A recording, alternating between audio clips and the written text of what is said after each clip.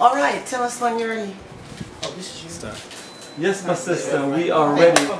Welcome to Bomani Technology, Africa Tourism Investments, and all these wonderful things that we do inside this building. Thanks for having me, and thanks to every one of you for coming out to meet me. Yay! Thank you for coming. Yeah, this is your homecoming, your welcome celebration. We're looking to encourage you to move to the great Atlanta. Back in the days, if we were in the Greco-Roman era, this would be the empire. Okay, so when I do move to Atlanta, I have this network and some of the folks who were here earlier, and I won't worry because I know I'm among family, right? Absolutely. Okay, well, it's in progress then.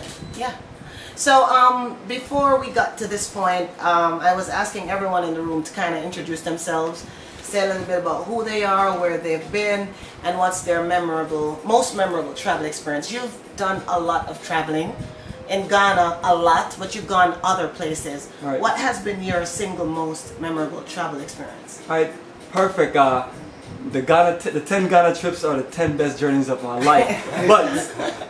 but there's other incredible journeys, and the only reason why I can't say these journeys have been the best journeys of my life because they weren't in their fullness. Now the Ghana journey, we can't really think of anything that's missing because we're always trying to make it the best journey, and we cover it along all bases. So some of the incredible places I've been to that Perth and Sydney, Australia. I love Australia. That's one place I would live. Australia. One place I would live and have a lot of beautiful black children. In Australia. Other places, born in the Caribbean in Kingston, Jamaica. Just a fan of the Caribbean and a fan of Central America and South America. Dominican Republic, one of my favorite places. Costa Rica. It seems like you and I have two different trips to Costa Rica, but we should fire the tour guides in Costa Rica and get them to do our program. Well, one of the things that I was talking to Bomani about is that we love Ghana, we know that for sure, but the world is so big. And even though many of us have gone to Ghana and found our roots, we still want to explore other places in the world, all over Africa, and even some of the hidden gems in the Caribbean. So we're hoping that some of you who are watching and who loves us will kind of start praying for us, because one of the things that I want to do with Bomani is to expand the tours to just all over, because I love to travel. I will go any and everywhere. The world is really big, and I think that people can also get a lot of these experiences that they're missing if they go with us, especially you, because you're so organized. Organization 101 is the best way to enjoy a journey. It's kind of like this laying the foundation to. It's like people say, you get what you put in, and in this aspect, we put everything in and have it organized to where it knocks out any other journey I've had, from weddings to honeymoons to bachelor parties and all those wonderful things. The journey of a lifetime layout is fullness, and we really build a foundation from the communication, from having everything laid out in an itinerary, making sure everything is accessible on the website itself, and also Facebook, YouTube. We just try to share all the things we have done in the past, so people get clear that they're rolling with the right people, because you have to have the right people to roll with this journey to make it the best journey. And so we appreciate folks just going with the flow of things. So let's talk about organization. Right.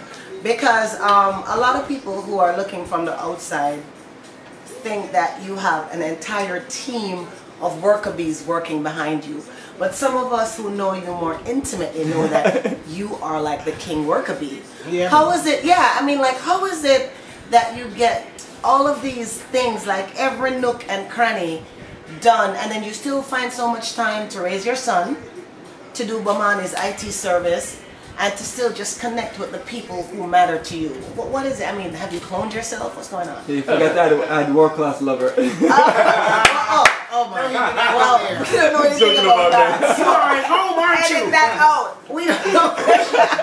We have no, okay. And that too. Okay, yeah. The concept of everything is to build yourself in a life where you can live 24/7, where you wake up every day and you roll and you just into certain things and you concentrate on it. Because I was listening to an interview of Michael Jordan, one of the greatest athletes of all time, and he explained during his high school years of how he got cut from the team and everything, and he said from that day his goal was to just vow that he'll put in more time than anybody else to be the best at what he's looking to build, and from there on, we see him emerge as one of the greatest. So it's the same concept. Anything, and I teach my son the same thing too. And sometimes his mom think I'm putting pressure on him because I'm developing him as a 5-year-old son to be the CEO of the greatest Fortune 500 company on the planet.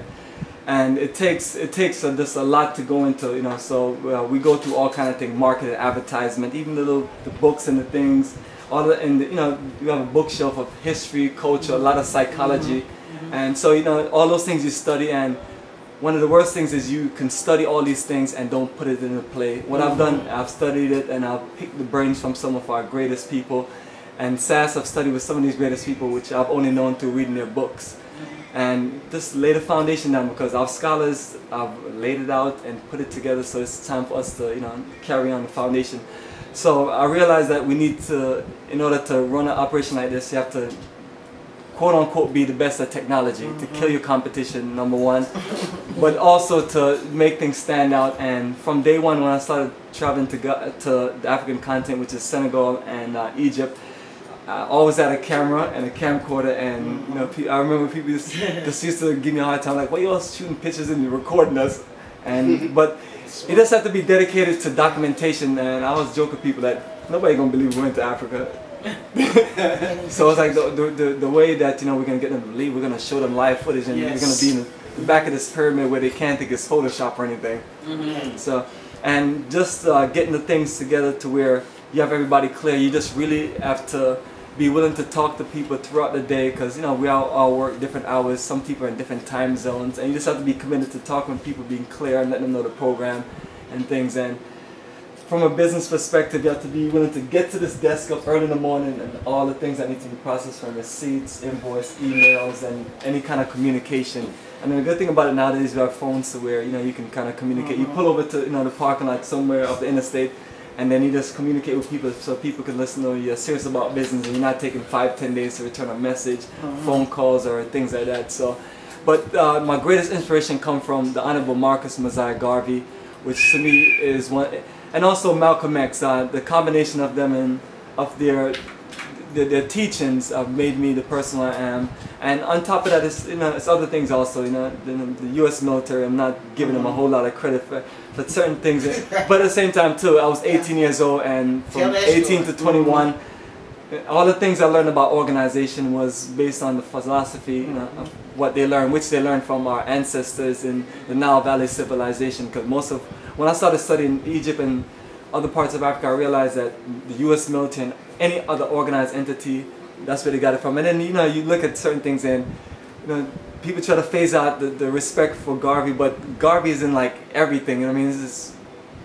You talk about philosophy, organizing, you talk about political strategies, business strategies, Marcus Garvey. So being a proud Jamaican from this wonderful island, and my sister being another proud Jamaican, my brother Ross Marvin, we feel like it's time for us as a people, and then also our brothers and sisters from the diaspora that was influenced by Garvey, for us to organize ourselves and build something for ourselves and support the movement of our people reconnecting to the ancestors. Nowadays we call it repatriation or repatriation. And unfortunately, our ancestor Garvey didn't get a chance to land physically on the continent, but all of his works that he have done and the foundation that he laid brought us to that new age. And that's why I tell our brothers, our younger civilization, that they just have to build up on what we as a people are building, and then as long as we keep on doing that, we will reclaim our kingdom and our empire. Okay, so in the span of the time that you've been taking people back to Ghana, West Africa, how many people would you say you've taken over?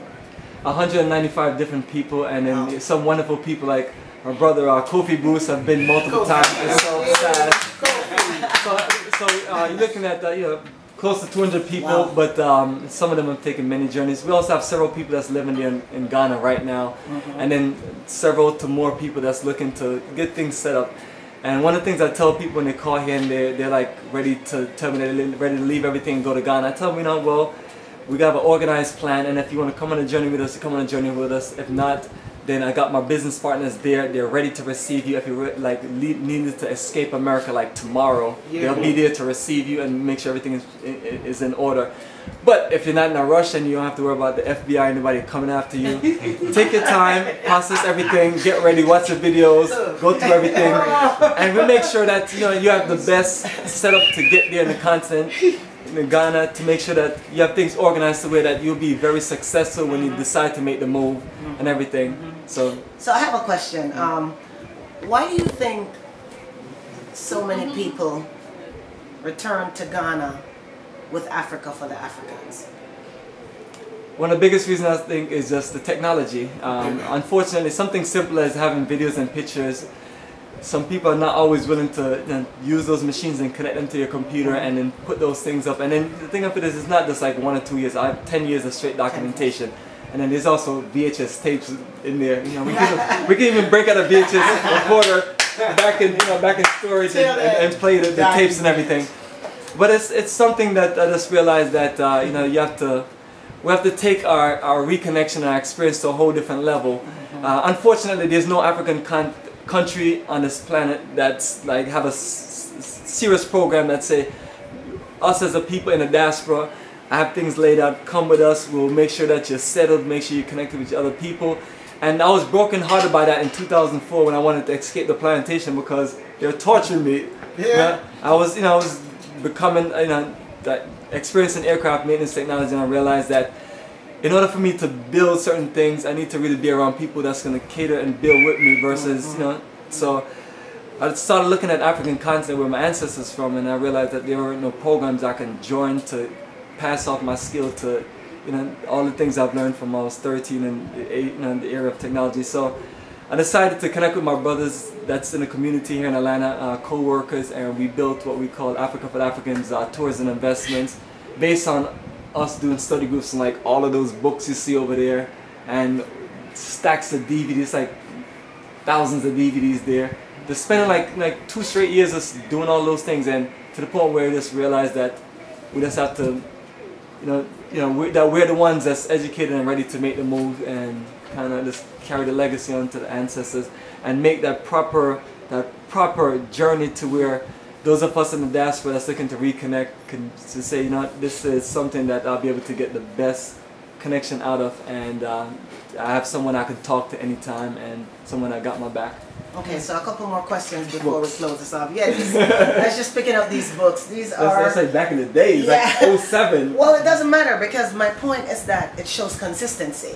So, you have been producing these tour books for, well, the earliest one I have right now is 2007. And it's one of the things that the people who go on the tour, they kind of depend on. It has phrases in Twi. It has everything documented in terms of what your day-to-day stuff would look like. I've also seen the improvement in the books. Like the last one had like the daily affirmations that's done by Sister Sass. There's a lot of stuff that you do as a tour manager that makes it easier for the folks who want to go to feel safe and ready and prepared. And it's interesting, I went on a tour recently and I was so agitated, like even 2 weeks before the tour, because I wasn't getting the text, I wasn't getting the emails. Wow. And I was like, I'm so spoiled by how Bomani does stuff, and this is me giving you a compliment too. But seriously, it's like you have set the standard so high. And for someone like myself, who I'm an event planner too, so I need to know all of these things way in advance. Way in advance. Especially when you're going to a foreign country, especially for someone who's never gone to Africa, and the media depicts it as this horrific place. These are some of the tools that you put together which really makes the trip so enriched, and maybe also one of the reasons why people go back, because it's really organized. What's the biggest group that you've taken over? The biggest group we've taken is there's 42 of us in October 2007, literally about 1 year after we started the business. So it's called like Fresh Success. Yeah, that's and Fresh then Success. October 2008, it was 33 of us.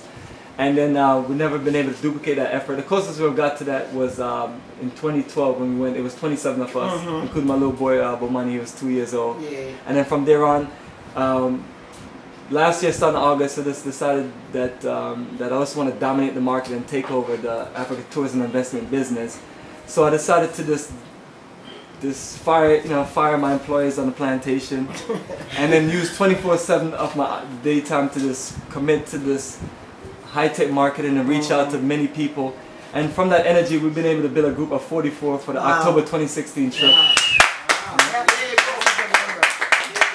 44 people. Now, for those of us who've been there, we've seen how organized the tour is. We've seen how dedicated the staff on the ground are. We know about the safety concerns, which we don't have because we always feel safe. Good security. You know, we have some real good security, and we've never ran into any incidents or accidents or any kind of stuff which kind of puts a damper on the tour. What are some of the measures that you're taking for this year to make sure that there's a management of 40, because it's really 44 personalities, you know. Yeah. We're talking about different people with people. different expectations, different wants, you know, different this, different that. What are some of the stuff that you might be doing differently or repeating for this particular tour, especially since it's so big? Yeah, it's the same exact journey that we did in October 2015. The good thing about that, every single thing that that we looked at and could adjust or change, especially logistically. You know, me and our tour guide and our host there in Ghana, we just went over, and I tell them that don't take anything personal. I'm not trying to be harsh on anybody. I'm not trying to be harsh on myself. But when you're looking to build perfection, when you're looking to build something that can really keep us connected, you have to just, you have to, first of all, you have to start somewhere, and then you just have to constantly just work hard to make it better and better and better. So even adding Brother Ross Marvin to come on the trip, things like that, and adding a few new people, and then going to Techiman, because this was our first time going even up to the center of the country. So it's just being committed to changes, committed to adjustment, committed to not taking things personal when you talk to people and they give you their criticism about certain things. Your goal is to, your goal is dominance, for us to build an enterprise where we can really get the best of our people connected and do many things in Ghana. One of the bad things that happened in the past is we've had so many people in different tour operations go to Ghana, and that's a missed out opportunity of the enterprises that we could have built there, because those people that went there, they weren't given a program of investments and repatriation and things like that. And because you never know, you might have 50 people, you gotta have 1 or 2 people that might be open to certain things. Like some people that moved there to Ghana with us, I didn't even know they was gonna move. But the thing of it is, if you don't lay those programs out and lay the information out to them, you might miss out on an opportunity. So that's where we're at. Since other people, we feel like, don't want to step up to do those things, we're just going to dedicate our life to that, and that's what I do just consistently every day, and I don't mind talking to people and going through it. It takes, we have 2 trips now, so it takes even a little more to get all those things prepared, but that one journey takes like a whole year of preparation. Yeah, it does. And I'm talking to everybody like several times and making sure they're clearing things, and then trying to make sure that you don't have that one bad apple that's going to ruin everybody. So you just try to find a way to get rid of that one bad apple if you find one, and then maybe to promise them a trip to Spain or somewhere. So let's talk about the one bad apple, because let's talk about well, I mean, it's not really the one bad apple. I guess what I'm trying to say is that, and this is the part where as a business owner, you have to have, and you're from Jamaica, they say you have to make sure your back broad and your skin is thick. Because like I was saying, with 44 personalities, even when you might have had 12, you can't please everyone. That's just it. And I'm sure you've gotten some complaints, and these complaints should be good for you hearing them, because they're not bad complaints either. They're little minor. It might be minor, but right. So what I'm saying is that I'm trying to figure out like some of the stuff that you've heard from some of the tour participants that makes you want to improve on some of the stuff that you've done. In terms of, and it could be very minute, like one of the things I would say, especially to the people who are looking at this, is that this tour is very rigorous. It's so educational, it's so rich, it's so full. There's a time difference that's unmistakable. The first time I went to Ghana, I couldn't sleep for a week. Sweet. Yeah, I couldn't. It's like I was trapped between these time zones, and I felt like I was going this, bam, bam, bam, bam, bam, bam, bam. So it's important that people who are coming understand that it's very fast-paced. You're moving around a lot. You're trying to cover so many regions. And then I've seen you on tours where you had, I think the youngest was 2 years old. Yeah, 2 years old. And the oldest had to be like 70-something. Yeah. Right? So what would you tell the folks who are coming when they look at the agenda? It's obviously a very full tour. What are some of the things that you would say to the people who are coming? Like what I've said to my sister, I'm like, Bomani doesn't force you to do anything. This is the tour. You obviously have to move with the van, the bus, to the next region. Right. But what are some of the cautionary things that you would say to people who are coming and looking at the tour, like for 2 weeks, we're going to do so much? Yeah, absolutely. I let people know that in order for us to get the fullness of people with us, because different people are going to be into different things. We just literally have to build an itinerary that focus on on so many different things. And some of the basic things are just repatriation investment. And we have people come to the straight to shop, you know, like our sister Cheryl, big time shopper, business people. And but the main feel of it is that if you need to do anything, if you need to get something personalized or arranged, like, you know, say if you're looking for a wife or a husband and things like that. But money is, you know, we're working on a new business, working on a new matchmaking business that we're gonna build. But nevertheless, it's really us just catering to our clientele. And I teach business and technology science 101 here, you know, and that's how I make a living. And I tell my students, you know, you have to just be, you know, when you're starting a foundation, you just have to be open. You have to take care of the people that's keeping you in business. You have to take care of your staff. You have to take care of the people that you're looking to share the experience with, because those are the people that all you have to do is tell one person, and that one person tell a million people, you know. And just like they just tell one person you did something bad, and then a million people realize you're a bad person. So you have to take all those things very seriously, and really just build a relationship with everybody and get to know people, and then lay your cards out, let people know who you are. And I have my Navy picture, aircraft maintenance picture. I'm not ashamed of any of those backgrounds. I've been condemned by people because I joined the military and I've been into certain things, but I tell them this is my life journey, and that's what makes me who I am. If I hide any of those things, I put anything to the side, I'm not telling people who I am. So that's one of the things we lay out. And you know, if you don't like going up to certain, like one lady called me and she was like, do I have to go to all these dungeons and spiritual places and things like that? And I tell them that, you know, it's a program, and if you know, if there's something click with it and your culture, religion, and certain things, then, you know, we can find something else for you to do. We don't want to force anybody into anything. Like I always tell people, there's no pressure on payments, there's no pressure on anything. We just like lay back and things like that. We don't, you know, we want to make sure that people can focus on some of the more important things, which is really getting prepared, watching videos, being clear on certain things, get their mind right, and really focusing on how you're going to get the best of your investment of a lifetime. Okay, awesome. So, do I have any questions from the live studio audience? Final questions? Anything for Bomani? Yeah, sure. Yes, we got some we have a questions. question. We have a question over here. Yes, sir. Yes. Now I've got a passport. Will I need a visa also? Yes. Why don't you answer the visa question? Yeah, absolutely. You have a passport, you're gonna need a Ghana visa. So August, when we do our conference call in August, we're gonna resend the visa emails, and we're gonna go through every single step. We've been doing that in the last few conference calls, but we're gonna literally spend 30 minutes and go through it. The visa email, I send it to everyone. I tell everybody to print out all the attachments and the email itself, and the attachments have all the details for your visa requirements. So for 3 months visa, you're looking at $60. And you just have to just make sure that you process it to where your return, you know, the visa don't expire until you get back. And other than that, I tell everybody just to get a multiple entry visa. It's $100, and you can get anywhere from 1 year to 5 years. I've had 2 visas in Ghana. I've taken 10 trips. The first visa I got did 4 trips, and the last visa I just finished my last trip. And so in August I'll be doing a fresh visa with everybody else. Yeah, and it's not a bad process. So it's just really printing everything out, going through it, and then talking to me, and we go through it over and over. Okay. I have a question. Sure, go ahead. What is your goal?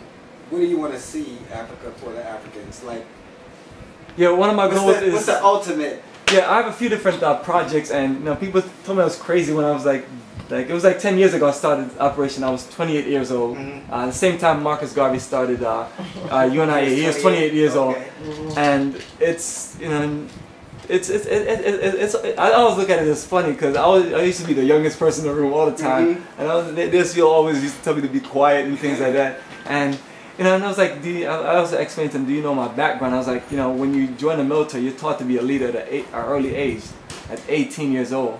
And they put you in responsibility to where you have to be responsible, and it ended up making you the best person. So once I got out of the military, when I was 21 years old, I realized I was more mature, more business-minded than many other people. So when my brother at the airlines connected me with Dr. Clark, Malcolm X, Garvey, and all of the ancestors, and told me about the greatness of our people, and I started buying the books and watching the DVDs, I combined that leadership with it and everything, and just transformed the operation and, you know, marketing and everything, just really build the business. And, you know, really just connecting with people like Sister Pep, Russ Marvin, Sass. You know, you just have to have incredible people that you can get to join the vision and let them know that it's things in there for them, right? So yeah. But no, yeah, and answer when you the were last one. in Jamaica, growing up, Marcus Garvey wasn't like a big influence, like there. I used to go to the park out at the Heroes Park in downtown Kingston. Me and my little brother used to play. I want to say I was 8 years old. He was like 5, Yeah. and I was like 11 years 8. And you know, I used to see the natural hero Garvey and everything. I mean, over your head all day long. Yeah. You know, but it really took me about 12 years ago coming to Atlanta and living on the other side of Jonesboro and just working for the airlines and everything, and just you just finally get to the point where all right, you got a nice job, you're making a lot of money, but then you realize that's not it for you. So you know, that energy and that connection just really just transformed me into that direction, and just looking for fresh opportunities, because once you start working those positions and you realize how much people own you and they control you, and then you realize that if you say one thing against them or you stand up, then you lose your position. So I had to learn to build something of independence, and from studying Blueprint for Black Power and all the Garvey books, especially Race First. Yeah. You know, you just have to just follow the layout, because our ancestors are gonna lay things out just like we are like laying things out for our future generations, but you know, the generation before just have to keep following it and trust. Sure. Not a question, but a statement. I think you do a great job. Well, appreciate it, brother. Appreciate it. I've been on other tours with different people and everything too, but you do good. Oh wow, the Egypt trip. I'm yeah, also I've been with people Asher Kwesi and with Ray Higgins. Yeah, and also big up to Asher Kwesi and big up to Ray Higgins. So far our best and everything, but definitely understand. You know, I don't have that expertise in Egyptologists, but I wish I did to really build something here. But no, Ghana is where I feel home at, and I appreciate these brothers. And I hope they keep on doing what they're doing, and I hope they have young students that's willing to take up after them. Because I mean, Asher Kwesi, even Ronoka Rashid is one I went with. I mean, this legends, and this, you know, I just feel. Even Sister Imacus, and I feel just empowered to be walking their footsteps, and to know that, you know, we're the future of what we build. Not to just, you know, not to pat ourselves on the back and feel a certain way, but it's like, you know, the generation generation of leadership has to be younger, and they have to be put in place. Like my son is 5 years old, and some of the things I teach him about business and technology, like, why are you pressuring the child and teaching him that? But you know, he doesn't have a choice, first of all. But it's like, you know, but we have to set our generation up for success. You know, when the Rothschilds and all the other powerful European families get together, they organize marriages. They have, you know, 20 years before children are even born, that child is already set up to be the leader of the world. You know, so, you know, same thing. So we have to just go back to, like, we talk about ancient Nile Valley civilization.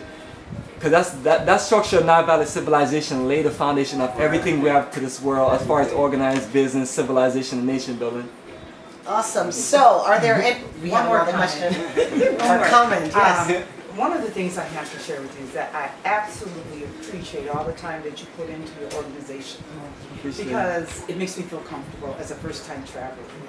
And I can see the results of it. My husband said to me today when we were leaving, I asked him a question about something. He said, "Oh, Denise, you're organizing this," and I was, "No, you're in charge of this." And I'm like, "Oh, I'm in charge of this." Well, whenever I have any questions or anything, I go to your site or I email you, get a response like that, and I just really feel like I gotta focus my attention on getting ready, and I don't have to worry about any of the rest of it because you got it covered. Oh yeah. Appreciate you know? it then. And then if I do have a question or I want to go back and read up, it's right there at the site. It's amazing. And that is so helpful. I think you're doing excellent. Well, appreciate it. Appreciate it, my sister. And that's what we have to do. We have to really just be committed to, you know, committed to our future and everything. And I tell people, you know, that over the years we had to just kind of tough things out and learn, because, you know, you grew up in a world where your father and your mother don't teach you certain things because they don't know either. So at one point, some of us have to learn. And with, you know, even with Pep, you know, giving a lot of advice and doing business and everything, and we look out for each other and we share and we build together. And same thing as Sass is my elder, and Ross Marvin also. And just even when, you know, yourself and other people call and ask questions, if something is not like, if there's something that wasn't like put together, organized, that would be the foundation to like build it or fix it. Yeah, so you know, I just appreciate everybody and let everyone know that, you know, we're dedicated to making this the greatest journey, and our ultimate goal, as Bruce was asking me, is to really build a movement for repatriation where we have a repatriation community where any of us in the diaspora decide to make a move, live or do business in Africa.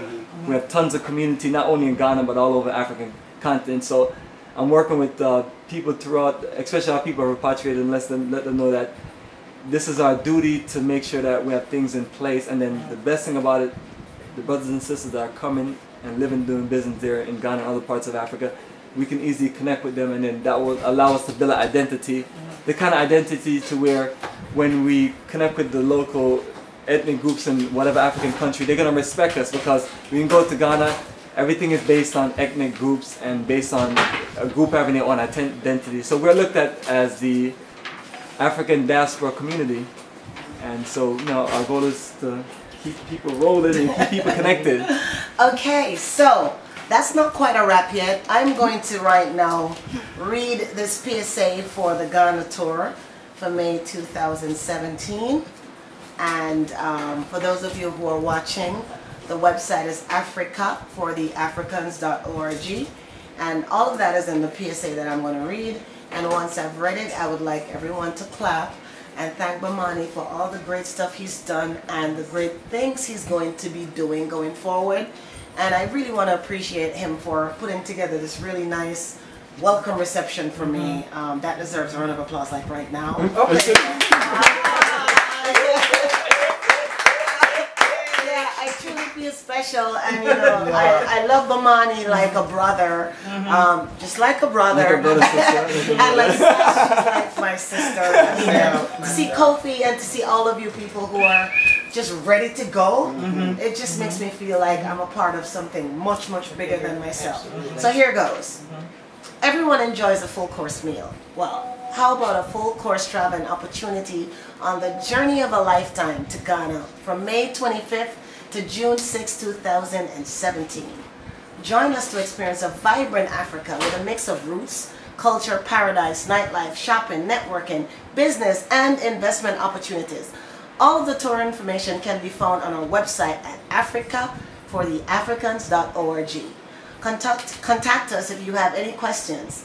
We can be reached by phone at 404-931-9429 or by email at afta2010@msn.com. That is afta2010@msn.com. We look forward to seeing you on the journey of a lifetime to the motherland. And that's it.